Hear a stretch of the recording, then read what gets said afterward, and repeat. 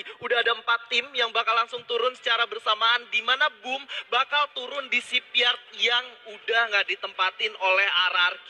Ini pembacaan yang menurut gue cukup baik, sementara XCN bakal tetap pulang ke rumahnya, dan Boss Esport bakal coba bergerak ke Katulisiwa terlebih dahulu sebelum mungkin bergerak ke observatory. Yes, tapi dari seluruh tim yang ada di sini, gue mau notice Star 8 apakah mereka masih mau turun di Sentosa seperti biasa? Yap. Dan Karena kalau kita lihat udah ada dia. udah ada di arah Sentosa, tapi nggak semudah itu Ferguso. Udah ada satu tim yang sekiranya bakal menghambat pergerakan mereka sebelum bisa langsung masuk ke daerah Sentosa. Ini game pertama, jadi kalau misalkan buat Star 8 turun di Sentosa terus mungkin gak jadi masalah. Tapi kita lihat daerah pick nampaknya udah ada perang kali di Dranix. Vendetta udah ketemu dengan tim dari Louvre nampaknya. Udah ada open fire dari seorang Delta. Di sini udah melihat Bang yang gak memiliki senjata, sementara udah ada pergerakan dari sebelah kanan juga dari seorang Devil tentunya.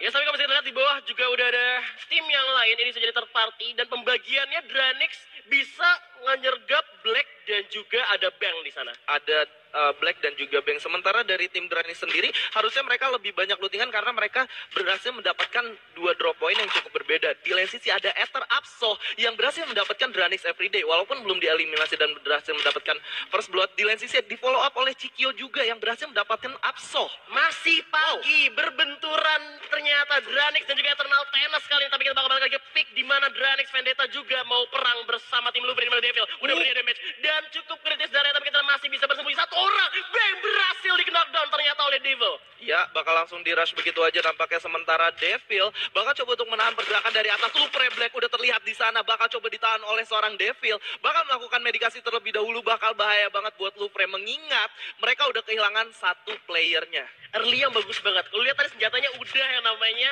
SM8 dan Devil sekali lagi berhasil mempulangkan Bang ke lobby nampaknya. Iya, dan kita bakal beralih sedikit di mana Black gak memiliki apa-apa, bakal coba untuk mundur terlebih dahulu. Medkit gak ada, sementara Eliza memiliki 2 medkit, 0 granat dan gak ada helmet sama sekali. Ini artinya kalau mereka menarik mundur, Dranix lebih memiliki resource yang cukup. Dan keputusan yang bagus banget dari tim Louvre, karena kalau misalnya kita lihat dari resource-nya memang kurang banget dan dia udah kehilangan 1 pemain. Ini baru game pertama. Kalau misalkan mereka ini kayak ngorbanin game pertama, mereka harus tusun tuh banget, sayang banget karena nggak bisa kebaca lagi karena cuma 6 game doang. Lu tuh nggak banyak kesempatan kali ini. Nggak banyak kesempatannya. Oke, sementara udah ada terlihat ada tembakan ke arah Tong. Karena memang kalau ngomongin Tong itu agak sedikit berbahaya kalau mau dilewatin ya. Iya memang, kadang-kadang kalau nggak temen juga sendiri bisa bikin bahaya. Iya, kadang gue juga suka lata kalau misalkan ada yang lewat situ mau temanmu musuh gue tembak juga. Iya, soalnya kita kebiasaan. Ada insting aja gitu. Benar, cuma kalau misalnya kita lihat di daerah map kali ini belum ada tim lagi berbenturan. Ternyata ada satu tim yaitu Eternal Thanos yang berdekatan dengan Minions ya. Yang berdekatan dengan Minion Esport ya. Iya, di mana Star 8 masih ada di rumahnya Sentosa. Dan kalau misalkan mereka mau lakukan rotasi ke arah Mars Electric udah ada musuh, mau ke Captain juga udah ada musuh. Oke, dan zona pertama ternyata masih belum keluar nih. Masih benar-benar saling looting aja, dan Boom Cerberus yang udah melakukan rotasinya ke daerah plantation di sini. Mereka udah benar-benar berhasil mendapatkan shipyard dan bullseye sendirian. Ini artinya mereka udah memiliki resource yang sangat cukup untuk fight dengan musuhnya kalau emang harus ketemu di tengah jalan. Sebenarnya kalau misalkan hal kayak gini yang gak gue suka adalah ketika itu zonanya udah semakin kecil dan timnya masih banyak banget, nanti itu malah jadi keberuntungan siapa tim yang dapat zonanya. Oke, dan kita bakal ngeliat gimana zonanya ternyata bakal berpusat di Clock Tower. Ini artinya tim dari Onyx sendiri harusnya kalau mereka stay di Clock Tower bakal diuntungkan. Kenapa? Kalau di Clock Tower sendiri memang udah ada pembaca zona. Kalau mereka stay di sana, nunggu zona berikutnya nutup, mereka bisa baca, otomatis mereka dapat zona ketiga. Kalau mereka dapat zona ketiga, chance mereka buat masuk ke top 5 itu lebih besar lagi. Apalagi zonanya ke Clock Tower. Nah, sementara kita bakal lihat potential fight yang ada di antara Dranix dan juga Minion Esport. Di lain sisi ada Onyx yang secara perlahan mulai mendekat ke arah kedua tim tersebut, dan BSC yang bakal bertemu dengan Boss. Di lain sisi juga ada Louvre dan ada Boom yang bakal sangat berdekatan maksud gue. Tapi gue rasa ini bakal nge-hold dulu sih posisinya. Mereka bakal nyiapin buildingnya dulu. Kalau misalnya kita bicara Victory itu, misalkan kita dari arah Pochinok ke Victory, berarti itu arahnya tuh kayak lebih ke lower ground. Oke, kita lihat sini udah ada tembakan nampaknya dari seorang Amek ke arah tim Dranix nampaknya. Jadi udah bener-bener sedikit terkena hit. Bener, dan kalau misalnya itu masih coba di scoop aja, seorang Muharto masih memanfaatkan patahan, tapi kita lihat juga dari tim Onyx yang nggak mau mundur, langsung menghajar Muharto, setengah darah udah hilang, dan Jody Pan juga masih belum bisa berlindung kali ini. Itu gue sangat sedikit menyayangkan keputusan keputusan Dranix Moharto tadi ketika dia udah megang glue wall dan gak dipasang, menurut gua sedikit kurang respect dengan musuhnya. Ketika lu udah terkena hit, alangkah lebih baiknya lu pasang glue wall dulu gitu sebelum lu nunggu kena tembak atau apapun itulah. Bener, karena kayak satu match kita itu kayak berarti banget. Berarti banget. Dan lu bisa lihat di sini, mereka nggak milikin apa-apa. Helm nggak ada, grenade nggak ada, even medkit pun nol.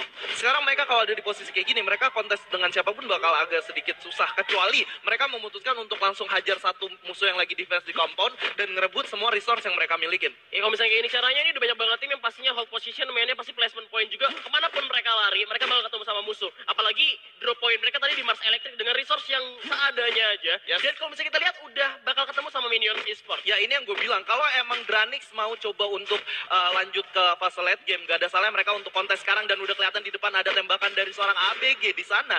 Bakal coba untuk melakukan scouting terlebih dahulu, udah memberi info ke temannya bahwa ada dua orang di sebelah kanan dan Dranix memilih untuk bermain defensif juga. Ini artinya Dranix bakal kesulitan untuk masuk ke fase late game, mengingat menurut gue sendiri mereka nggak memiliki AR yang cukup dan medikasi atau medkit yang cukup. Gue rasa di sini mereka harus hold aja antara masuk ke dalam rumah atau mereka langsung back off aja, karena dari minion sendiri gak bakal masuk. Gue rasa kalau misalnya ke dalam rumah ya, lu fightnya bakal dari atas tangga ya kan. Iya, betul. Itu bisa dirugiin sama Minions Esports. Jadi ini back off aja untuk Dranix, dan kemanapun mereka lari gue rasa bakal ketemu sama musuh lagi. Iya, karena mengingat dari beberapa match ke belakang, dari playoff sampai ke play-in sampai di qualifier sendiri, kemanapun bakal ketemu musuh, mengingat ada 45 yang alive, bro. Itu dia seperti yang lu bilang tadi, seperti yang lu prediksi juga. Memang tempo permainannya bakal kalem banget. Betul. Bakal kayak mungkin di zona ketiga tuh masih ada banyak banget. Iya, ya kan? dan buat Survivor gue mau ingetin bahwa custom room yang kita pakai ini nggak ada gun statnya ya, nggak ada gun skinnya, jadi bener-bener nggak ngaruh apa-apa. Ini cuman visual aja yang kalian lihat, tapi lihat dah, berhasil ter-knockdown oleh seorang Gary dengan XM8 ya, bakal langsung dieliminasi begitu aja. Gary bermain dengan sangat efektif dan memiliki phase level 4. Star 8 udah mulai bergerak dan bermain lebih agresif dan melakukan rotasi yang cukup cepat juga dengan menggunakan mobil ya tentunya. Iya, dengan menguasai Sentosa seutuhnya, resource dari Star 8 bener-bener lengkap banget. Dia dapat satu orang dari Eternal Thanos dan satu orang lagi Rahmat. Dia nggak usah ngapa-ngapain, udah diem aja di sana karena masih ada zona juga. Nanti mungkin zona berikutnya kalau misalnya udah gak dapat zonanya, baru lu pindah tempatnya. Dan Star 8 masih mencari di mana karena mereka nggak berhasil eliminasi satu tim pun ya kan. Yes, dan gue mau sedikit berbicara tentang update terbaru nih. Gue suka banget gimana Garena bekerja sama dengan Ragnarok ya. Itu ada skin udah ada fight ternyata di sana, di mana Cupai berhasil terknockdown. Udah ada fight antara tim Dranix. Oke, udah ada spot juga. Bener, dan dia tahu udah terknockdown kan ya. Udah ada Glowos juga dipasang oleh seorang Devil dengan Groze bakal coba untuk menyelamatkan. Dan ternyata Moharto berhasil dijatuhkan. Perang saudara ternyata kali ini. Atau ada shotgun dari Devil. M18/7 berhasil menumbangkan seorang FPD. Bakal tembak lagi. Cikio juga terjatuh. Masih bisa. Dari Devo, 5 poin kill diamankan sendiri oleh 5 poin eliminasi oleh seorang Devil dengan double barrel shotgunnya. Lu bisa lihat gimana 180 derajat yang dilakukan oleh mereka tadi. Oke, di lain sisi bakal ada fight antara tim Boss dan juga tim Onyx nampaknya. Iya, bakal berbahaya lagi kali ini. Kita lihat udah ada tembakan dari seorang Nana dengan SM8 ya. Dan kita lihat udah ada pergerakan dari Altayo yang coba untuk follow up tim Onyx kali ini, di mana Bang Iki udah ngebagi tugasnya. Mereka udah ngebagi tugas di Clock Tower dan ini adalah rumahnya dari Onyx. Yap, ini bakal bahaya banget buat tim Boss Esports karena memang Onyx di sini udah bener-bener hafal tentang ininya ya, obstacle-obstacle yang ada gitu. Bener, mereka udah menguasai Clock Tower seutuhnya, tapi kita Cupai juga nggak mau buru-buru. Masih ada Tayo di bagian bawah, udah pakai AK-47-nya, dan udah nge-spot juga ada di rumah hijau. Dan di sisi lain Star 8 bakal datang. Oh, ada Star 8 yang bakal nembakin ke arah Onyx. Tayo yang bakal kesulitan di sini, di mana Tayo bakal ditembakin dari dua arah yang berbeda. Masih bisa survive. Lu bisa ngeliat gimana perputaran Tayo dengan PD-nya yang udah mengetahui mapnya. Bakal dihit dari mana, dia sembunyi di tempat yang nggak kelihatan sama orang. Ada fight antara Iki dan juga seorang Kojak di sini tentunya.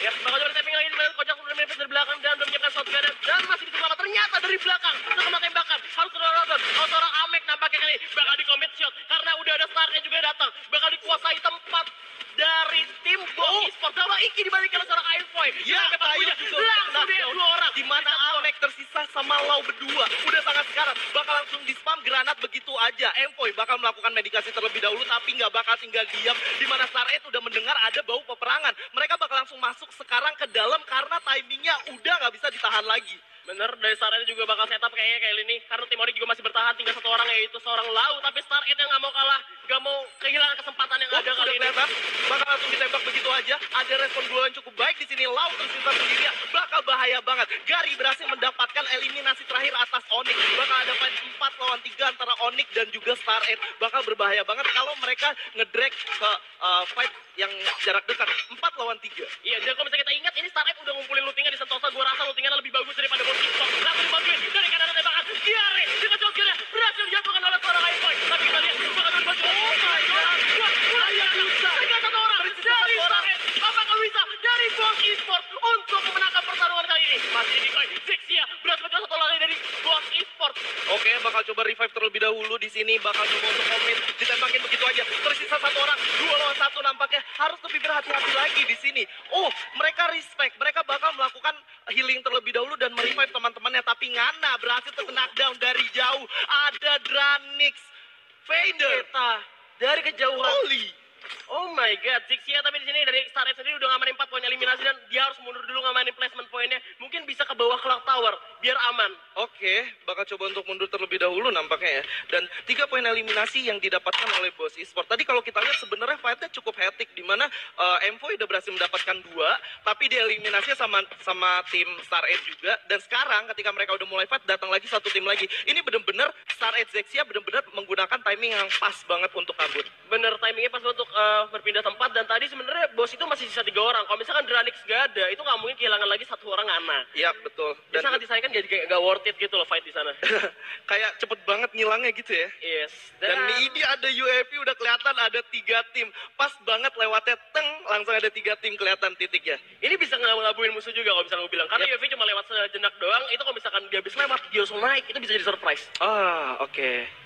Tapi kalau misalnya kita lihat di sini Bumi masih nge-hold position juga, dan dari Bos ad hoc kali ini yang masih utuh 4 orang karena masih dalam zona juga, ngapain keluar, kita hold position aja. Teman, ini bisa diuntungkan juga oleh Boom Esports ya, Boom Cerberus, karena mereka ada di high ground kali ini. Yes, betul banget. Dan ini bakal menjadi late game yang cukup sulit menurut gue, mengingat masih ada gitu.